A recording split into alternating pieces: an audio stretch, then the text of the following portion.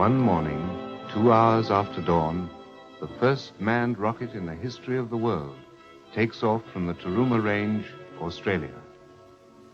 The three observers see on their scanning screens a quickly receding Earth. The rocket is guided from the ground by remote control as they rise through the ozone layer, the stratosphere, the ionosphere, beyond the air. They are to reach a height of 1,500 miles above the Earth and there learn what is to be learned. For an experiment is an operation designed to discover some unknown truth. It is also a risk. When it is 1,400 miles up, all contact with the rocket is suddenly lost.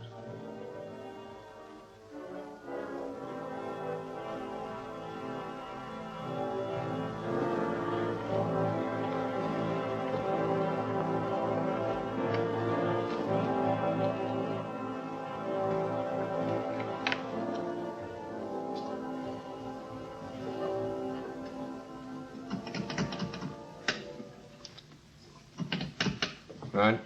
Standing by. Standing by. Clear radio line to Australia. They'll be on in a few seconds, sir. Would you like the loudspeaker? Yes, we're all ready for it. Right. Hello, hello, Taruma. Ready to receive your message. Over. Hello, England. Hello, England. George Harris reporting from Taruma. 0330 hours West Australian time, 1800 hours Greenwich time.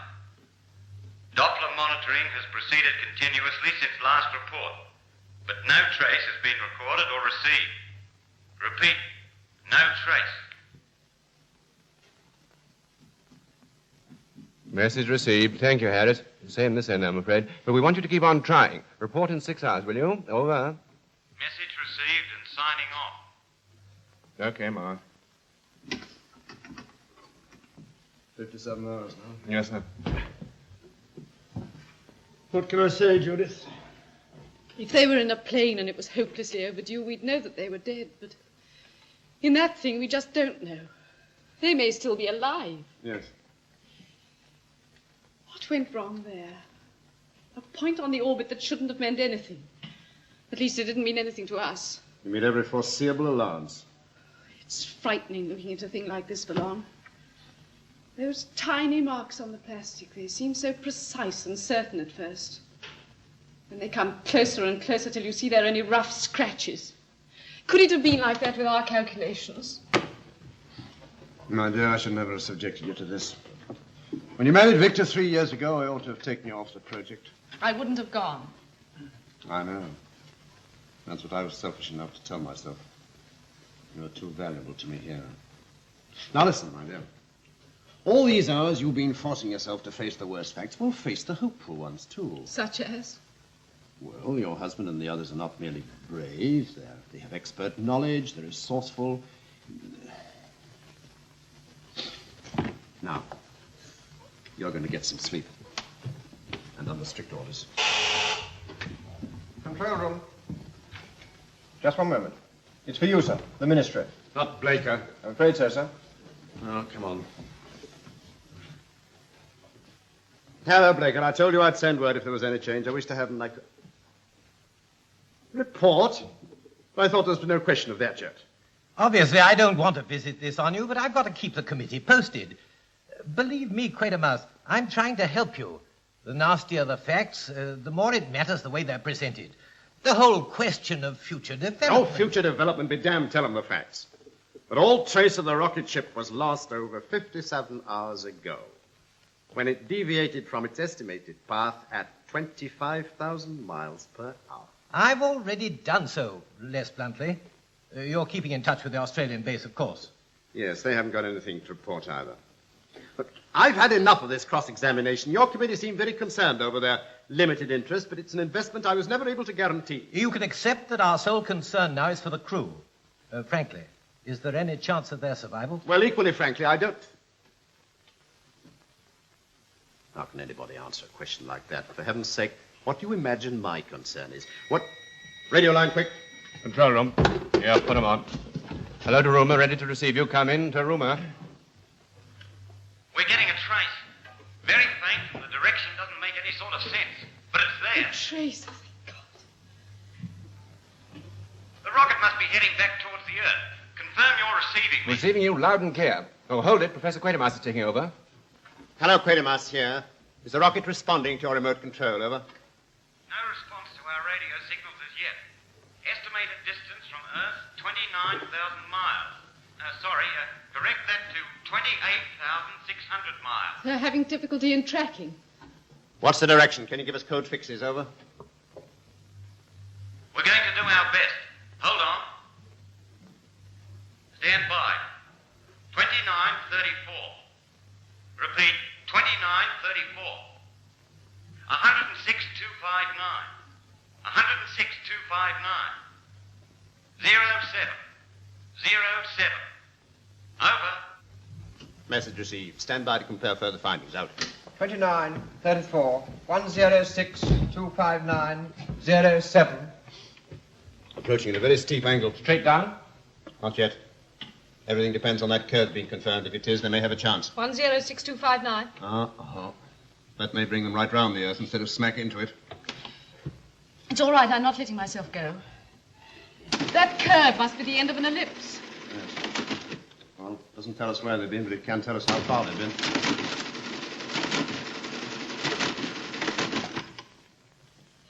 What's the result?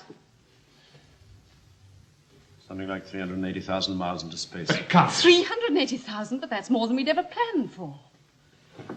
Half as far again as the moon.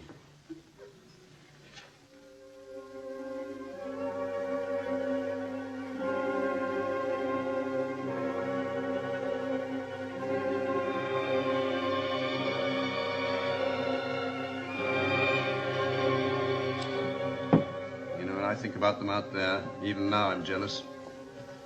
To be the first, the very first. Altitude? Oh, yes, altitude. Altitude 3,200 miles. Well, if it's ever going to respond to our remote control, it should be fairly soon. Control room. Blake has arrived, sir. He's demanding to see you. Oh, damn his demands at a time like this. All right, let him come through. All right. Can you carry on? Yes, please. Keep checking that direct contact by manual. Yes, sir. What have you got a minute, Lieutenant? If you're wise, Blaker, you'll realize We that... picked up a trace. The Australians got it first, now it's coming through to us. What, the rocket? We believe so, yes. I tell you, hope you're right. What's being done about it? Well, we're tracking it, waiting for radio response. From the crew? From their apparatus, that's more important now. More important? Yes, the speech transmitter's been dead for a long time. Our only chance of saving is to attempt separation by remote control. And if we Separation? I thought you hadn't understood. Now, just take a look at this model. Now, the rocket's made up of two sections weighing about 1,000-odd tons altogether. Now, in front is the crew section, where those three men are. Yes. Now, behind is the atomic propulsor unit. Now, our purpose was modest enough. Gain a height of 1,500 miles, make certain observations there. That would take about 47 minutes. Then, after a single circuit of the Earth, the crew-containing section was to be separated and brought back, leaving the atomic propulsor behind. 940 tons of it, and all dangerously radioactive. We wouldn't attempt to bring that back, even if we could. You mean it would just stay there? Forever, or until called for, circling the Earth 1,500 miles up. Sounds simple enough. Much too simple to accept. Well, Like wasn't simple. Something went wrong. We don't know what it was. Probably never shall know. Probably something as simple as valve failure. But surely... Oh, you can assure your committee that we had spares and spares of the spares. But instead of turning into the prearranged orbit, like that, the rocket kept gaining speed, shot out into space like that. And you believe that what you're tracking now is it? Well, if the path it took happened to be a true ellipse, not just a parabola, then dynamic laws bring it near the Earth again. But unless we're successful in separating the two sections, well, they'll just sweep past, and this time it'll be for good. Well, of course, 1821, 112407, 0 minus 4. 0 minus 4. That's it. It's responding. that's it. Yes, there's no doubt about it. British control base to BR7. Control base to BR7. Are you receiving me? Control base to BR7. Hello, BR7. Green, Reichenheim, Karun. Victor. Are you able to receive me? Over. That may mean nothing. The great thing is to get control. Strong response, sir. Right, position. Automatic Doppler's working. Good. Judith, stand by. Quick changes. Yes, I will. I'm going to try and regain control. No, 419. Yes, all right.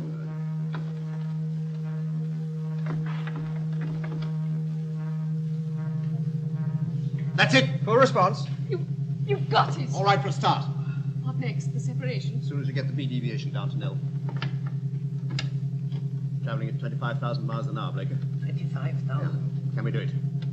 Deviation .007. Hello, Taruma base. We've made contact with the rocket. It's obeying remote control. Professor Quatermass is about to attempt separation of sections 1 and 2. Please stand by.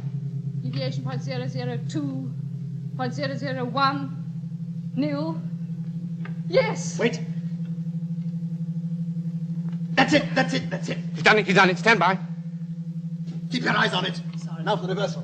Marsh, check gimbal system. 8930. 0. Right, full response. 0 to 30. 40. Reversal procedure being carried out. Full response. You see, Blaker, this is the only way we have of checking velocity. Turn it about and fire propulsion units against the direction of the flight.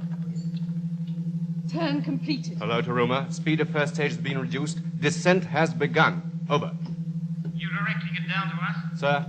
No, we can't risk losing control. It's up to you. Good luck. Over. Thanks. Please stay in contact. Over.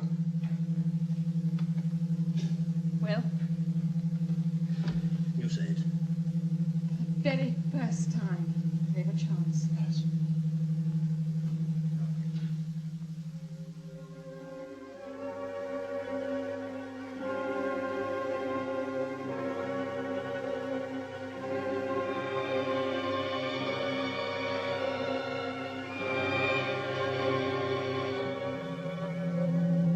Past the Channel coast now. Velocity? 840 per hour. Check. 845. It's far too fast for that altitude. The steel paddle brake's not enough now. We shall have to use the other, sir. Wait, not too soon. Yes, sir. Still far ahead of the speed of sound, isn't it? Yes. Connect me to all stations. Full wing drag. Landing gear extended. Still not enough. Marsh! 810. We've got to use the others. Quatermass here calling all sections. Now listen carefully, please. The rocket is still under control. We intend to bring it down here in 3 minutes' time. Now, there may be some danger. Go at once to emergency points. Fire and crash brigades, ambulance, stand by. We're applying fabric paddle brakes. 1, 2, 3. Great Scott, 3's failed. 720. 690. We'll just look at that altitude. It's impossible. They must be able to do something. They must. Calling BR7. Are you receiving That's me? useless. Over. All rocket motors on 7 seconds. 490. It's going to fall short. Can't reach the 460. station. Look here. 2 seconds. Speed 230. 210. They're nearly down.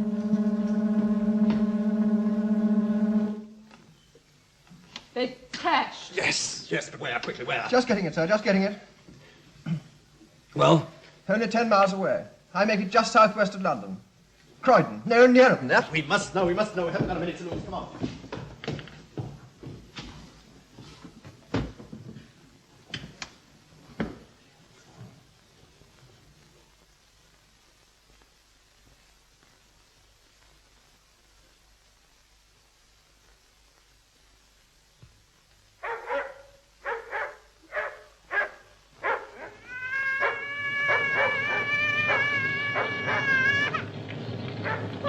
What is it? Come back here. Don't touch it. Oh, I didn't go in, though. That was a bomb. Oh, don't go too near then. It's red hot. All that smoke. Oh, it's going to go off. Come here, Len. Come here. Shut up. It looks sort of like steam. All that just now. Roaring flames. Oh, my God, Len, it's something dreadful. Here, come away, Len. You're out of your mind. Somebody ring the fire brigade. And the police. Oh, Len will be done for. There'd be the old girl. What? Over there in the house. She'd be inside. You're not going, Len. She's dead. She must be. It's no Look, good. leave me be. Here, what do you make of this? Never seen anything like it. Here, keep clear. It's red hot. It's one of them things. They finally dropped one. It's going to go off, don't you see? Here, there's old girl in the house. Then why didn't you... Keep away, everybody. This thing may be dangerous. You in those next houses, grab some clothes and get away. Come on. What is it? What is it? Len, you thought she's dead. She must be. Len! Oh, you left me. Oh, it's going to go off. It's going to go off. Look, I'll go round the front way and bust in. Wait a sec. There's somebody up there. Look. Can you get hold of a ladder? I know where there's one. Right. Ma, you all right? Yes, I was trying to catch Henry and put him in his basket. Right, we'll have you down a moment. That's it. I'll put up here.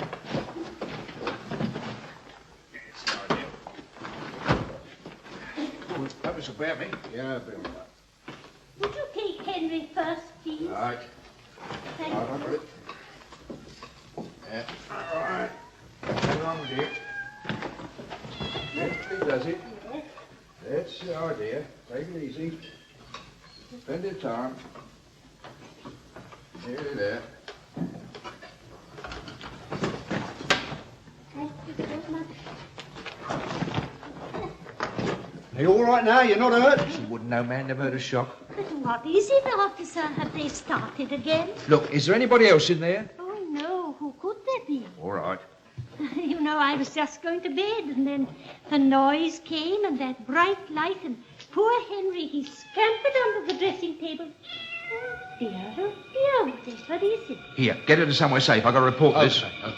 Has that gone off yet? No, not yet, Ma. Now, come on. Lift your feet up now. That's the yes. idea. Oh, look, my mother's clock. Are you sure that thing hasn't gone off? No, not yet.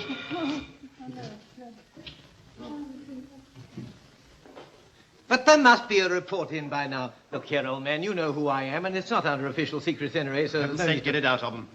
No, it was not a guided missile, but it crashed somewhere in South London.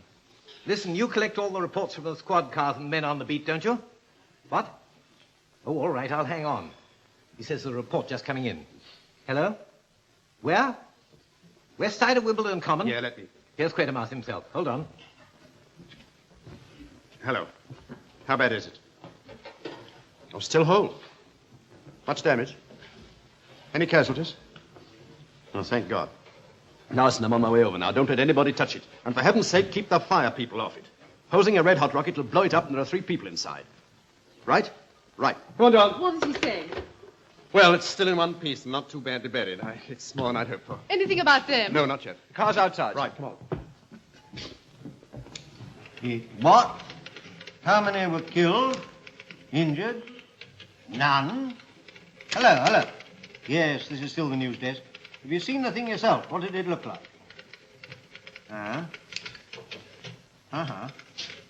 Time? What time did all this happen? Eh? You must know when. Poor Jacko. All right, then. How junior can a junior local correspondent be? Gone to ask the men in the next phone box when it happened. What is it tonight? The man with staring eyes or robbed while they watched television? Something came down at Wimbledon. Came down. Crashed. Oh, mystery plane. Good night, Jacko. Sounded more like a flying saucer scare. Lots of stuff about a light in the sky and smoke and... Hello? Only 10 minutes ago. All right, I'll send somebody. Meanwhile, get what you can yourself and phone it in. And wake up! Flying saucers? Who are you going to send? Jackson, if he's back. Hello. I'll do it. Hello, is Arthur Jackson there? You? But, Jimmy, this is just a straight, right-out job. Not full of love stuff at all. I need something to denounce, Jacko. After dietitians and graphologists and the English flower show, something that's somebody's fault. Now, lay on a snapshot, will you? All right. But it's got to be in right away, remember? Oh, dear. Back on the beat. If they're so sure it's not a bomb, why treat it like a bomb? Look, I've told you the instructions. Leave it dead alone, all right? But there's still smouldering wood inside there that we can't put out because the thing's jammed up against it. All right, it's not my fault. Keep back there, will you? There'll be a report in about this. Here, is it true the bomb disposal people are on their way over here to delouse it? Look, I've told you before, keep back. Well, Leonard, I suppose everyone calls me Len now. Matthews. Did you make a noise coming down? Terrifying, that's the word, terrifying. There was this great blare of light, and then the old neighbourhood sort of shuddered. And smoke everywhere. Stinking, I tell you, never met anything like it. I told you to get back. I've got to get a story. Now, this is final. Nobody beyond that rope there. Now, look, we've got a public duty tour, haven't you heard? Back behind there, please. Tell those people they can't come through. Sergeant, stop them. 1 minute. 1 minute, Inspector. This is Professor Quatermass. He'll be in charge from now on. Oh, very well, sir. Professor, you Now can... then. We've got a heavy casing between them and the outer surface. Funny. It looks exactly the same. Yeah. Just a bit darker in colour. Yet it's been... Well, you can't just say far. There isn't a word. Their transmitter's probably gone altogether now, but I'll just try it. Yes, go ahead.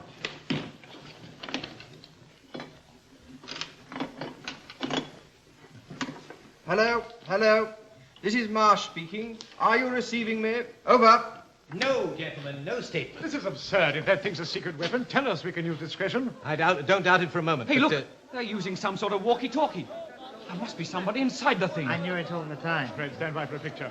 How long do we have to wait? For 3 or 4 hours, I'm afraid. I can't, not like this. You think it's still intact, As far as I can see, sir, yes. Professor Quatermass. Wait a minute. I thought I knew that face. British Experimental Rocket Group, isn't it? Yes. So that's it. Fred. Some other time, gentlemen, It's please. all right.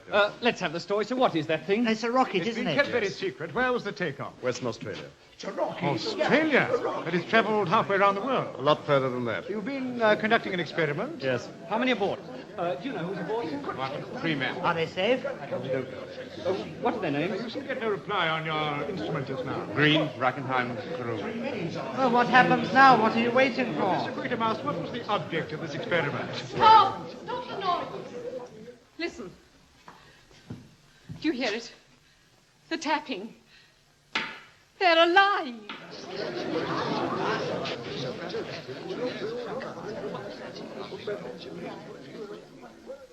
This is the BBC Light programme. Before the late news summary, here is a special item.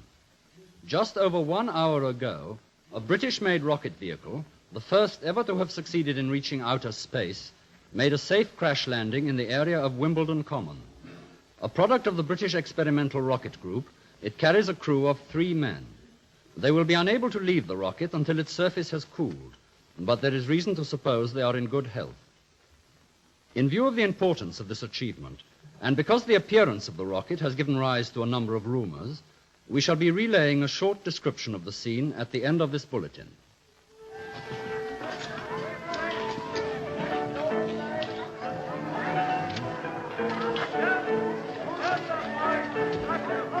Oh, it's a long brief.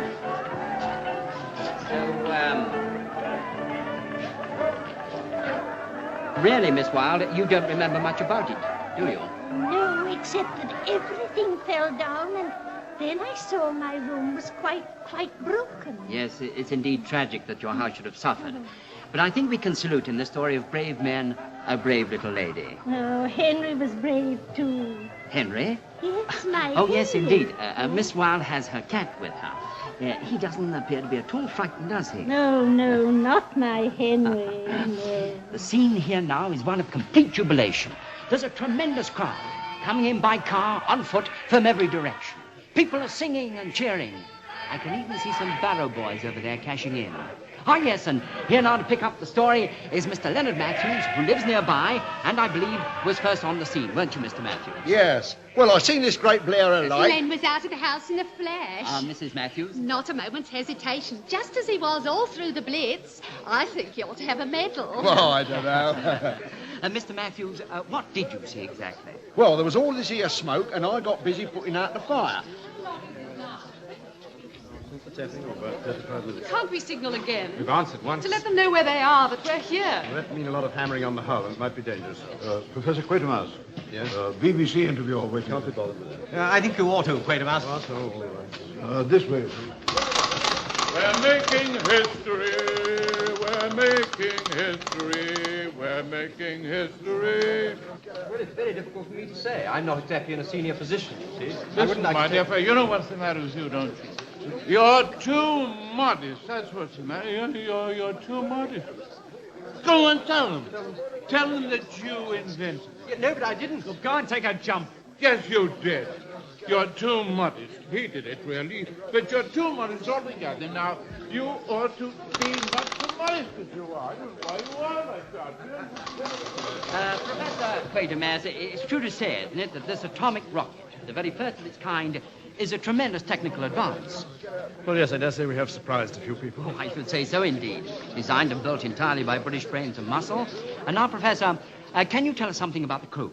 Well, we shan't know that for a few hours. Well, no, sir. I meant some personal details. Who are they I'm exactly? sorry. Well, the senior member is my friend and colleague, Charles Green. He's responsible for navigation. Well, we employ automatic piloting, of course, and our own remote control. I see, yes. Is Mr. Green married? Yes, oh, yes. His wife arrives by comet tomorrow from Australia. I see. Who else? Well, then there's Dr. Ludwig Reichenheim. I expect you remember his experiments with rockets in Germany before the war, don't you? Oh, yes, indeed I do, yes. Well, the youngest member is Victor Caroon. He's responsible for as engineer and radio operator. Sort of general gadgets, etc. Is he married? Yes. As a matter of fact, his wife is my first assistant. Oh, really? Yes, she's over there. Oh, it must have been a frightfully anxious time for her, for you all. Yes. But we hope soon now to have some good news of these three valiant Britons, or British subjects. Thank you, Professor. Oh, yes, and now here's the wife of one of them, Mrs. Caroon. Mrs. Caroon. There's no need for me to tell you how much all listeners must sympathize with your great anxiety. Oh, thank you. Tell me, how does it feel to be married to one of the first three men to reach the outer space? I'll know that when I see him. Yes, of course. You weren't able to go to Australia? No, my work here. Yes, of course. If you don't mind my asking, what was your farewell message? Oh, it was silly. Just the sort of thing people always say at a serious time like that. I think I said, take care of yourself, darling, and don't forget to bring me something back. A sort of present from outer space, so to speak. Yes. Well, thank you very much indeed, Mrs. Caroon. Well, now, listeners, as nothing more is going to happen here for some hours, I'm returning you to the studio. Well, thank you very much, everybody. Thank you very much. Well, okay, pack up. You know the trouble with you Now, is sir, that my you're dear too sir, modest. really you must. Give me No, that. You're too modest. Officer. How dare you put your hands on me like that? How dare you? You're a lot of ruddy, modest English varlets. The whole lot of you. All right, keep it quiet.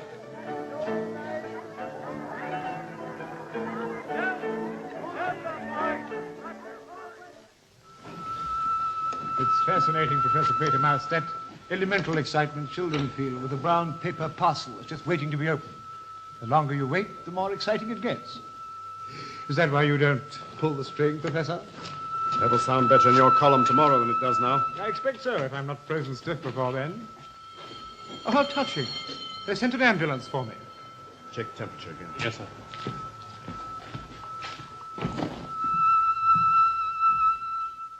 Quite cool now. It's about 100 degrees. Ambulance standing by. Thank you, Inspector. How do you mean to do it, sir? By remote control, if we can, as soon as we get contact again. Otherwise, you'll have to tear the parcel open, is that it? Just look at that crowd watching in dead silence. Little boys who look anxiously over your shoulder, Professor. Sir. See them watching now, standing on tiptoe, pressing forward. Not a word spoken. That's it.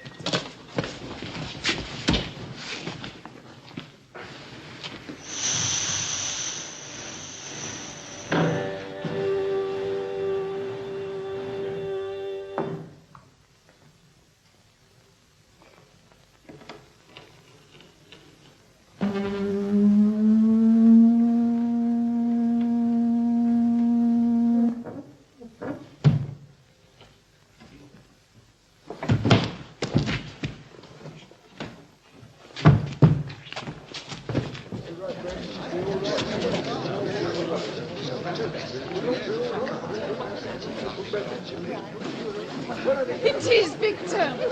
He's alive, thank God. They're done. Sick as. Marsh. He's breathing You're normally. back. You're safe. He'll be all right.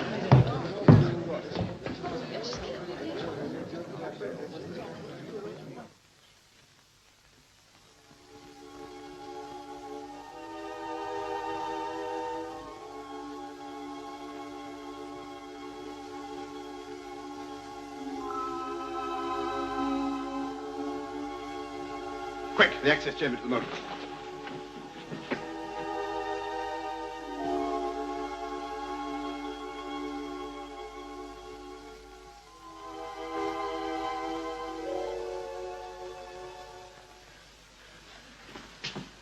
Mr. Green, Dr. Reichenheim.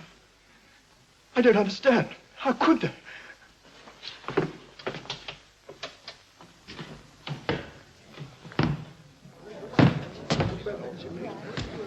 There's nobody there. There's no sign of either of them. What's that? They're gone. They're gone. What's going on? I don't see. Picture, Fred. As a matter of interest, this happens to be news. What's the matter? They're not inside. But unless they opened the door and got swept away. Checked all the instruments. That door hasn't been opened till now. Victor, where are the others? Victor! Victor! What happened?